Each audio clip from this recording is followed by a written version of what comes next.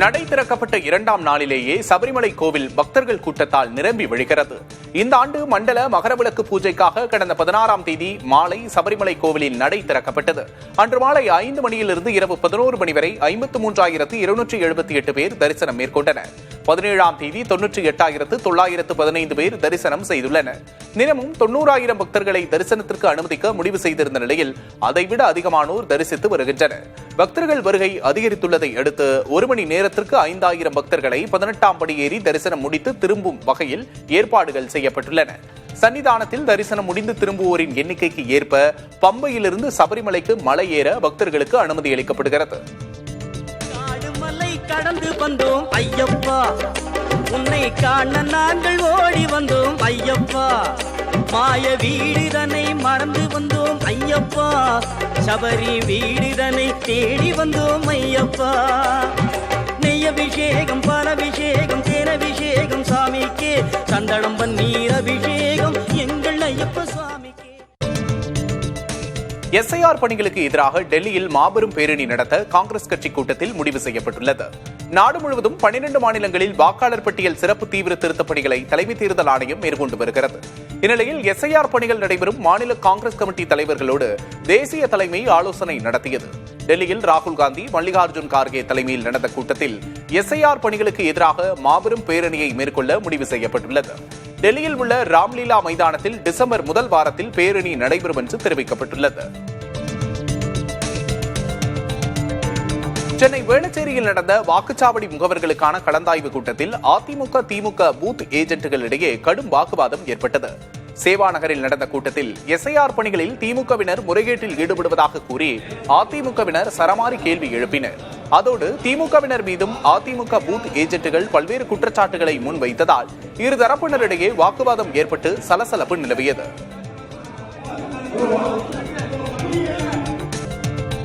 தமிழகத்தில் வாக்காளர் பட்டியல் சிறப்பு தீவிர திருத்த பணிகளை கண்டித்து வரும் 24ஆம் தேதி சென்னையில் கண்டன ஆர்ப்பாட்டம் நடைபெற உள்ளதாக அக்கட்சியின் தலைவர் தொல் திருமாவளவன் தெரிவித்துள்ளார். எஸ்ஐஆர் விவகாரத்தை தமிழக வெற்றிக் கழகம் முறையாக அணுக வேண்டும் என்றும் திருமாவளவன் அறிவுறுத்தியுள்ளார். இதுல திமுகவே எஸ்ஐஆருக்கு எதிராக தான் இருக்கு. அப்புறம் திமுக டிவிகேவுக்கு எதிராக செயல்படுதுன்னு சொல்வதுங்கிறது ரொம்ப வினோதமாக இருக்கிறது. இது ஏற்புடையதாக இல்லை. அவங்க மைண்ட் செட் ஒரே ஒரு விஷயத்துல ஸ்டிக் ஆன் ஆயிருக்குது.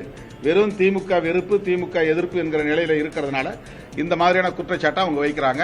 அவங்க எதிர்க்க வேண்டியது தேர்தல் ஆணையத்தை, அவங்க எதிர்க்க வேண்டியது பாஜக அரசை.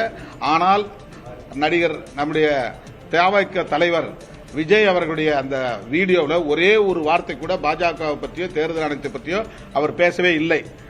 அவருக்கு இதெல்லாம் யாரும் சுட்டிக்காட்டவில்லையோ என்ற ஒரு சந்தேகம் நமக்கு எழுகிறது.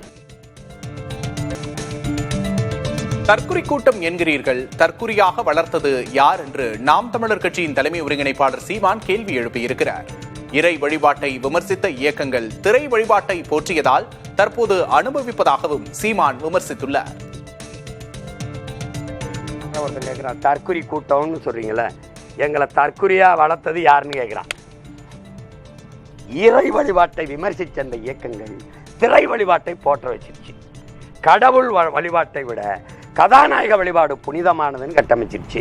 அது இப்போ அனுபவிக்குது. சிந்தனை தான் சமூகத்தின் விளைச்சல். சிந்தனை தான் செயல்வாக்கம் பெறுது. செயல் தான் ஒழுக்கத்தை தீர்மானிக்குது. ஒழுக்கம்தான் வாழ்க்கையை தீர்மானிக்குது. இப்போ சிந்தனை யார் தீர்மானிச்சா? சமூகம். சமூகம் யாரு? நான், நீங்களும், ஆட்சியாளர்னு எல்லாரும். இந்த தவறுக்கு யார் பொறுப்பாக இருக்கணும்? எல்லாரும். கடந்த 2010ஆம் ஆண்டிலேயே காங்கிரஸ் கட்சியில் இணைவது குறித்து தவிக தலைவர் விஜய் ஆலோசித்ததாக காங்கிரஸ் எம்பி ஜோதிமணி தெரிவித்துள்ளார். கரூரில் செய்தியாளர்களிடம் பேசிய அவர், விஜயிடம் ராகுல் காந்தி பேசியது கூட்டணிக்கான அச்சாரம் அல்ல என்று விளக்கமளித்துள்ளார். விஜய் ஒன்னும் காங்கிரஸ் கட்சிக்கு புதியவர் அல்ல. அவர் 2010லேயே தலைவர் ராகுல் காந்தியை பார்த்து காங்கிரஸ் கட்சியில சேர்றதுக்கான வாய்ப்புகளை குறித்து அவர் ஆலோசனை செஞ்சிருக்காரு.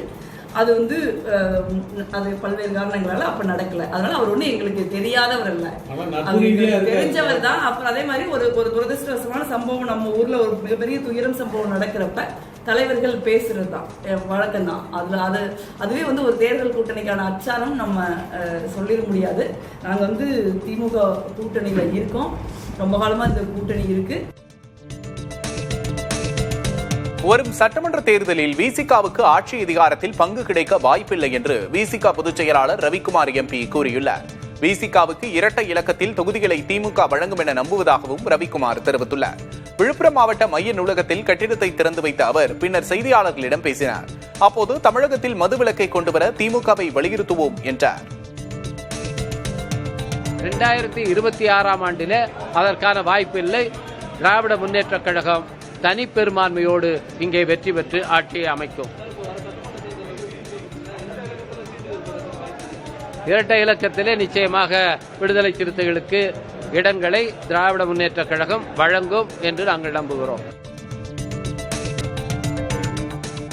கோவை மதுரை மெட்ரோ ரயில் திட்டங்களை மத்திய அரசு நிராகரிக்கவில்லை என்றும் தமிழக அரசிடம் கூடுதல் விளக்கம் கேட்கப்பட்டிருப்பதாகவும் மெட்ரோ ரயில் நிர்வாகம் விளக்கம் அளித்துள்ளது. மதுரையில் திருமங்கலம் முதல் ஒத்தகடை வரை 31.93 கிலோமீட்டர் தொலைவிலும் கோவையில் 39 கிலோமீட்டர் தொலைவிலும் மெட்ரோ ரயில் வழித்தடம் அமைக்க முடிவு செய்யப்பட்டது. இது தொடர்பாக விரிவான திட்ட அறிக்கையை மத்திய மாநில அரசுகளிடம் மெட்ரோ ரயில் நிறுவனம் வழங்கியது. இந்நிலையில் கோவை மதுரை மெட்ரோ ரயில் திட்டங்களை மத்திய அரசு நிராகரித்ததாக தகவல் வெளியானது. ஆனால் இதை சென்னை மெட்ரோ ரயில் நிர்வாகம் மறுத்துள்ளது. தமிழக அரசு சமர்ப்பித்த அறிக்கையில் மேலும் சில விளக்கங்களை கேட்டு திட்ட அறிக்கையை மத்திய அரசு திருப்பி அனுப்பியிருப்பதாக கூறப்படுகிறது. இதனால் மதுரை மற்றும் கோவை மெட்ரோ ரயில் திட்டங்களை தொடங்குவதில் மீண்டும் காலதாமதம் ஏற்பட்டுள்ளது.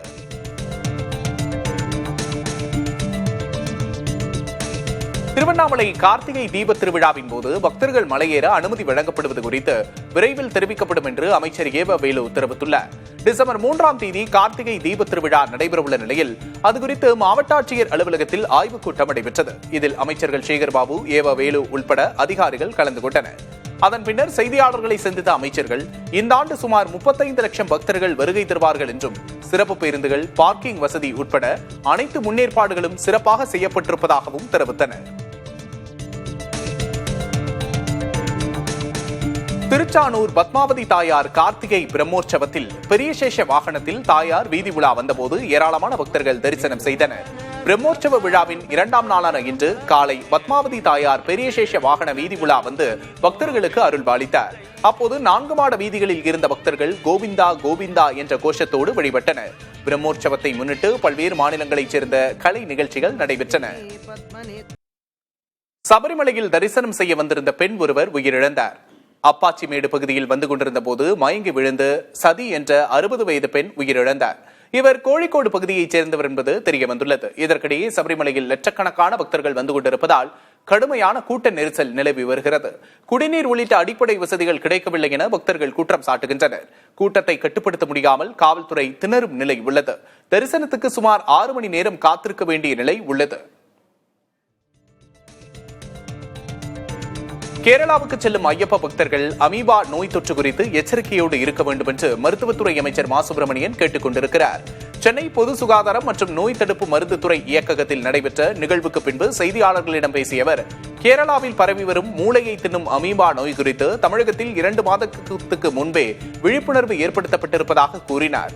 தொற்று குறித்து பொது சுகாதாரத்துறை வழிகாட்டு நெறிமுறைகளை வெளியிட்டிருப்பதையும் அவர் சுட்டிக்காட்டினார். நீட்டுக்கு எதிரான சட்ட போராட்டத்தை முதல்வர் ஸ்டாலின் தொடர்ந்து வருவதாக மா சுப்பிரமணியன் தெரிவித்தார்.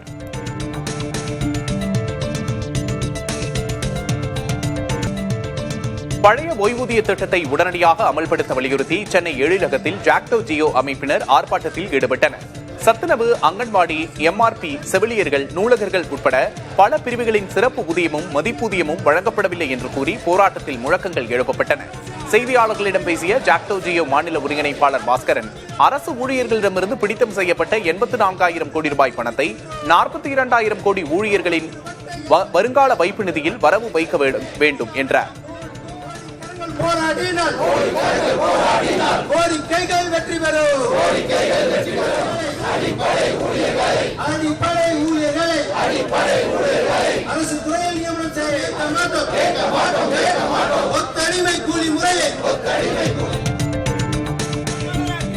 பத்தம்ச கோரிக்கைகளை வலியுறுத்தி தமிழ்நாடு முழுவதும் ஜாக்டோ ஜியோ அமைப்பினர் தற்செயல் விடுப்பு எடுத்து போராட்டத்தில் ஈடுபட்டனர்.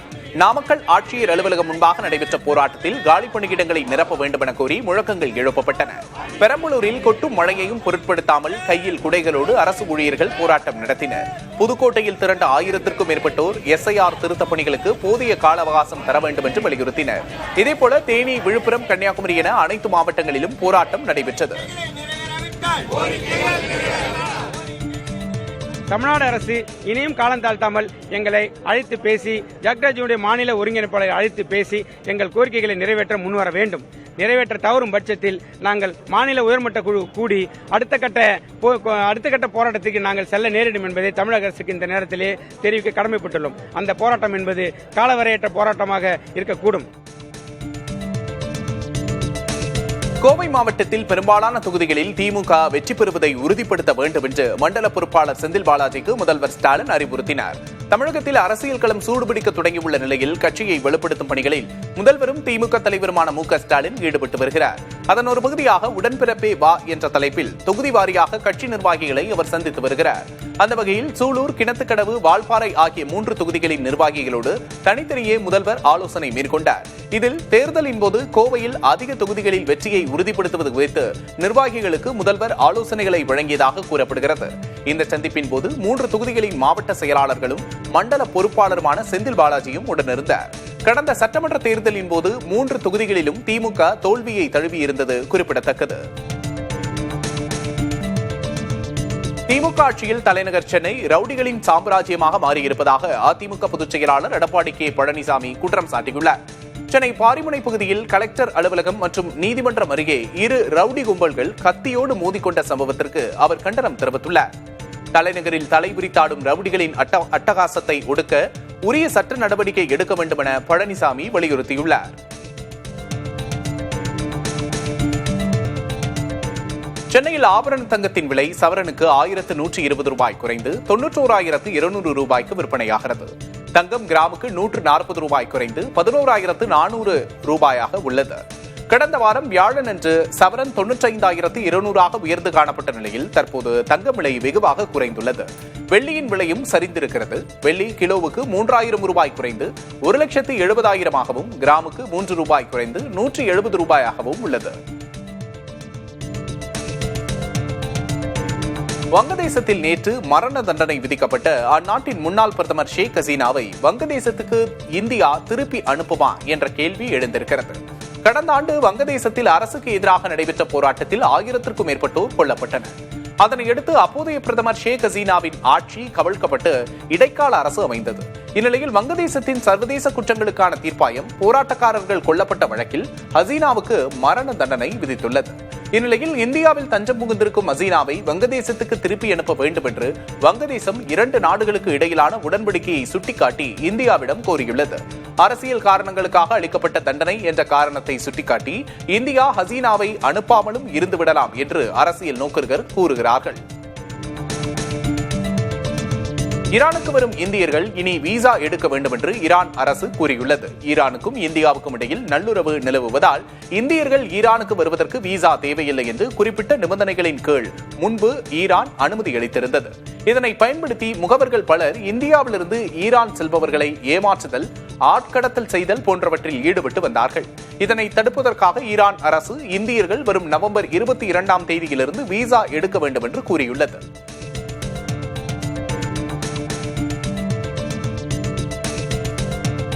பீகார் முதல்வராக நிதிஷ்குமார் பதவியேற்கும் நிகழ்ச்சி பாட்னாவில் உள்ள காந்தி மைதானத்தில் 20ஆம் தேதி நடக்கவுள்ளது. இந்நிகழ்வில் பிரதமர் மோடி, மத்திய அமைச்சர்கள் உள்ளிட்டோர் பங்கேற்பார்கள் என்று தெரிகிறது. பதவியேற்பை பொதுமக்களும் காணும் வகையில் மைதானத்தில் விழா நடத்த ஏற்பாடு செய்யப்பட்டுள்ளது. பாஜகவுக்கு துணை முதல்வர் பதவிகள் தரப்படும் நிலையில் பிற கூட்டணி கட்சிகளைச் சேர்ந்தவர்களுக்கும் அமைச்சர்கள் பதவிகள் தரப்பட உள்ளது. இதற்கிடையே பாஜக சட்டமன்ற கட்சி தலைவரை தேர்வு செய்யும் நிகழ்ச்சிக்கு உத்தரப்பிரதேச மாநில துணை முதல்வரான கேசவ் பிரசாத் மௌரியா மத்திய பார்வையாளராக நியமனம் செய்யப்பட்டுள்ளார்.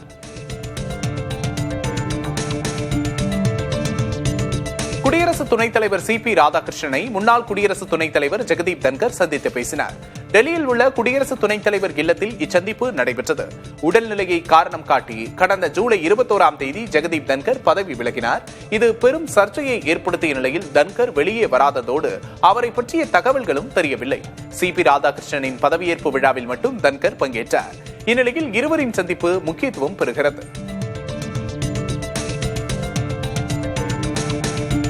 தமிழகத்தில் வாக்காளர் பட்டியல் சிறப்பு தீவிர திருத்தப் பணிகளுக்காக 94.74% படிவங்கள் விநியோகிக்கப்பட்டிருப்பதாக தேர்தல் ஆணையம் அறிவித்துள்ளது. தமிழகம், கேரளா உள்ளிட்ட 12 மாநிலங்களில் வாக்காளர் பட்டியல் சிறப்பு தீவிர திருத்தப் பணிகள் நடைபெற்று வருவதால் வாக்காளர்களுக்கு அது தொடர்பான படிவங்கள் விநியோகிக்கப்பட்டு வருகின்றன. இந்நிலையில் தமிழகத்தில் இதுவரை 6,07,41,484 வாக்காளர்களுக்கு படிவங்கள் வழங்கப்பட்டிருப்பதாக தேர்தல் ஆணையம் தெரிவித்துள்ளது. வடமாநில தொழிலாளர்களை வைத்து தமிழகத்தின் 41 தொகுதிகளை பாஜக குறிவைத்து செயல்படுகிறது என தமிழ்நாடு காங்கிரஸ் கமிட்டியின் தலைவர் செல்வப்பிரந்தகை குற்றம் சாட்டியுள்ளார். தனது அறிக்கையில் பீகார் வாக்காளர் பட்டியலில் இடம்பெற்றிருந்தால் தமிழக வாக்காளர் பட்டியலில் பெயர் சேர்த்து வாக்களிக்கலாம் என்று தேர்தல் ஆணையம் அறிவித்துள்ளதாகவும் 6 மாதத்தில் 2 மாநில தேர்தலில் வாக்களிக்க செய்வது அப்பட்டமான முறைகேடு என்றும் தெரிவித்துள்ளார். மேலும் இதன் ஒரு பகுதியாக சென்னை, ஈரோடு, திருப்பூர், கோவை உள்ளிட்ட மாவட்டங்களில் உள்ள 12 தொகுதிகளில் வடமாநில தொழிலாளர்களின் எண்ணிக்கை கடந்த 10 ஆண்டுகளில் பன்மடங்கு கூடுதலாக அதிகரித்திருப்பதாகவும் தெரிவித்துள்ளார். அதேபோல இஸ்லாமியர்கள், கிறிஸ்தவர்கள், தலித்துகள் அதிகமுள்ள 29 தொகுதிகளில் பெருமளவு வாக்காளர்களை நீக்க தேர்தல் ஆணையத்தோடு கூட்டு சேர்ந்து பாஜக முயற்சிப்பதாக பரபரப்பு குற்றச்சாட்டை முன்வைத்துள்ளார். குடியரசு துணைத் தலைவர் CP ராதாகிருஷ்ணனை முன்னாள் குடியரசு துணைத் தலைவர் ஜெகதீப் தன்கர் சந்தித்து பேசினார். டெல்லியில் உள்ள குடியரசு துணைத் தலைவர் இல்லத்தில் இந்த சந்திப்பு நடைபெற்றது. உடல்நிலையை காரணம் காட்டி கடந்த ஜூலை 21ஆம் தேதி ஜெகதீப் தன்கர் பதவி விலகினார். இது பெரும் சர்ச்சையை ஏற்படுத்திய நிலையில் தன்கர் வெளியே வராததோடு அவரை பற்றிய தகவல்களும் தெரியவில்லை. CP ராதாகிருஷ்ணன் பதவியேற்பு விழாவில் மட்டும் தன்கர் பங்கேற்றார். இந்நிலையில் இருவரின் சந்திப்பு முக்கியத்துவம் பெறுகிறது. பீகார் முதல்வராக நிதிஷ்குமார் பதவியேற்கும் நிகழ்ச்சி பாட்னாவில் உள்ள காந்தி மைதானத்தில் 20ஆம் தேதி நடைபெறவுள்ளது. இந்நிகழ்ச்சியில் பிரதமர் மோடி, மத்திய அமைச்சர்கள் உள்ளிட்டோர் பங்கேற்பார்கள் என்று தெரிகிறது. பதவியேற்பை பொதுமக்களும் காணும் வகையில் மைதானத்தில் விழா நடத்த ஏற்பாடு செய்யப்பட்டுள்ளது. பாஜகவுக்கு துணை முதல்வர் பதவிகள் தரப்படும் நிலையில் பிற கூட்டணி கட்சிகளை சேர்ந்தவர்களுக்கும் அமைச்சர் பதவிகள் தரப்பட உள்ளது.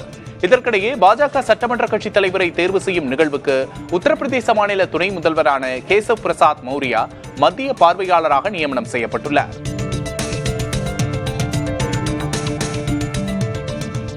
பீகாரில் RJDயின் தலைவர் தேஜஸ்வியின் தளபதிகளாக இருக்கும் இருவர் லாலு குடும்பத்தில் ஏற்பட்டுள்ள பிளவுக்கு காரணமாக பார்க்கப்படுகிறார்கள்.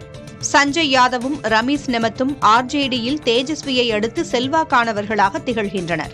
ஹரியானாவைச் சேர்ந்த சஞ்சய் யாதவ் 2012இல் தேஜஸ்வியை சந்தித்தார். 2015 சட்டமன்ற தேர்தல், 2020 சட்டமன்ற தேர்தல் ஆகியவற்றில் RJDயில் சஞ்சய் பெரும் பங்காற்றினார். அதேபோல் பீகாரைச் சேர்ந்த முன்னாள் கிரிக்கெட் வீரரான ரமீஸ் RJDயின் தேர்தல் பணிகளில் முக்கிய பங்காற்றினார். அரசியலை விட்டு விலகுவதாகவும் லாலு குடும்பத்துடன் தொடர்பை துண்டித்துக் கொள்வதாகவும் கடந்த சனிக்கிழமை அறிவித்த லாலுவின் மகள் குடும்பத்தில் ஏற்பட்ட பிளவிற்கு சஞ்சயையும் ரமீஸையும் தான் குற்றம் சாட்டினார் என்பது குறிப்பிடத்தக்கது. இந்தியாவுக்கும் சீனாவுக்கும் இடையிலான நேரடி விமான போக்குவரத்து தொடங்கியுள்ளது. இந்தியாவுக்கும் சீனாவுக்கும் இடையே கடந்த 6 ஆண்டுகளாக நேரடி விமான போக்குவரத்து நடைபெறாமல் இருந்தது. இந்நிலையில் இரு நாடுகளுக்கும் இடையிலான வெளியுறவுத்துறை அளவிலான பேச்சுவார்த்தைகள் நடைபெற்றன. இதனையடுத்து கடந்த அக்டோபர் மாதத்தில் கொல்கத்தாவுக்கும் சீனாவின் குவாங்சோ நகரத்துக்கும் இடையே இண்டிகோ நிறுவனத்தின் விமான போக்குவரத்து சேவை தொடங்கியது. தற்போது டாடா குழுமத்தின் ஏர் இண்டியாவும் களத்தில் இறங்கியுள்ளது. பிப்ரவரி மாதத்தில் டெல்லியிலிருந்து ஷாங்காய்க்கு ஏர் இண்டியா விமானம் பறக்க இருக்கிறது. மும்பையிலிருந்து ஷாங்காய்க்கு 2026இல் விமான சேவை தொடங்க இருப்பதாக தெரிகிறது. இந்தியா, அமெரிக்கா இடையிலான இருதரப்பு வர்த்தக ஒப்பந்தத்தின் முதற்கட்டம் இறுதியை எட்டியுள்ளது. பேச்சுவார்த்தையின் போது இரு நாடுகளுமே வரிகளை பற்றி விவாதித்ததாக தெரிகிறது. பெரும்பாலான விவசாய உற்பத்தி பொருட்களுக்கும் உணவுப் பொருளுக்கும் 50% கூடுதல் வரியை அமெரிக்கா சமீபத்தில் தள்ளுபடி செய்துள்ளது. இந்திய ஏற்றுமதியாளர்களுக்கு பெரும் நிம்மதியை தந்திருப்பதாக வர்த்தக அமைச்சகம் தெரிவித்துள்ளது. ஐரோப்பிய ஒன்றியம், அமெரிக்கா ஆகியவற்றுடனான ஒப்பந்தம் இறுதியானதும் இந்தியாவிலிருந்து பெருமளவில் ஏற்றுமதி செய்யலாம் என்று கடந்த ஞாயிறன்று வர்த்தகத்துறை அமைச்சர் பியூஷ் கோயல் கூறியிருப்பது குறிப்பிடத்தக்கது. மெதினாவில் பேருந்து விபத்தில் உயிரிழந்தோரின் குடும்பத்தாருக்கு தலா 5 லட்சம் ரூபாய் வழங்கப்படும் என்று தெலுங்கானா அரசு அறிவித்துள்ளது. தெலுங்கானா மாநிலம் ஹைதராபாத்தைச் சேர்ந்தோர் சவுதி அரேபியாவில் உம்ரா சென்றுவிட்டு பேருந்தில் திரும்பும்போது மெதினா அருகே டேங்கர் லாரி மீது மோதி விபத்துக்குள்ளானதில் 45 பேர் உயிரிழந்தனர். நாடு முழுவதும் சோகத்தை ஏற்படுத்தியுள்ள நிலையில் ஹைதராபாத்தில் உள்ள உயிரிழந்தோரின் உறவினர்கள் வேதனையில் தவிக்கிறார்கள். பாதிக்கப்பட்டோரின் குடும்பத்தாரை சந்தித்து தெலுங்கானா மாநில அமைச்சரும் பிரபல கிரிக்கெட் வீரருமான அசாருதீன் ஆறுதல் கூறினார்.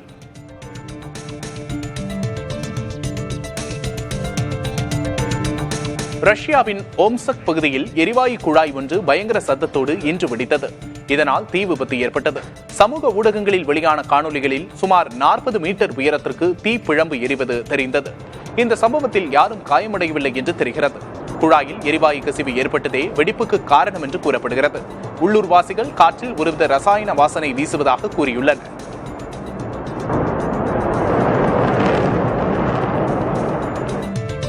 கோவையில் நாளை நடக்கும் விவசாய மாநாட்டுக்கு பிரதமர் மோடி வருகை தரவரும் நிலையில் மார்க்சிஸ்ட் கம்யூனிஸ்ட் கட்சி அதனை விமர்சித்துள்ளது. அக்கட்சியின் மாநில செயலாளர் பே. சண்முகம் வெளியிட்டுள்ள பதிவில், விதைகள் மசோதா 2025, மின்சார மசோதா 2025 என 2 மசோதாக்களை நாடாளுமன்றத்தில் சட்டமாக்க மோடி அரசு தலைமையிலான அரசு திட்டமிட்டிருப்பதாக தெரிவித்துள்ளார். விவசாயிகளுக்கு விரோதமான செயல்களை தொடர்ந்து செய்து வரும் பிரதமர் மோடி எந்த முகத்தோடு விவசாயிகள் மாநாட்டில் பங்கேற்க வருகிறார் என்றும் சண்முகம் கேள்வி எழுப்பியுள்ளார். கேரளாவுக்கு செல்லும் ஐயப்ப பக்தர்கள் அமீபா நோய் தொற்று குறித்து எச்சரிக்கையோடு இருக்க வேண்டும் என மருத்துவத்துறை அமைச்சர் மா. சுப்பிரமணியன் கேட்டுக் கொண்டுள்ளார். சென்னை பொது சுகாதாரம் மற்றும் நோய் தடுப்பு மருந்துத்துறை இயக்ககத்தில் நடைபெற்ற நிகழ்வுக்கு பின்பு செய்தியாளர்களிடம் பேசிய அவர், கேரளாவில் பரவி வரும் மூளையை தின்னும் அமீபா நோய் குறித்து தமிழகத்தில் 2 மாதத்துக்கு முன்பே விழிப்புணர்வு ஏற்படுத்தப்பட்டிருப்பதாக கூறினார். தொற்று குறித்து பொது சுகாதாரத்துறை வழிகாட்டு நெறிமுறைகளை வெளியிட்டுள்ளதையும் அவர் சுட்டிக்காட்டினார். நீட்டுக்கு எதிரான சட்ட போராட்டத்தை முதல்வர் ஸ்டாலின் தொடர்ந்து வருவதாக மா. சுப்பிரமணியன் தெரிவித்தார். கள்ளக்குறிச்சியில் இட்லி தட்டின் துளையில் மாட்டிக்கொண்ட குழந்தையின் கைவிரலை 2 மணி நேரம் போராடி தீயணைப்பு வீரர்கள் விடுவித்தனர்.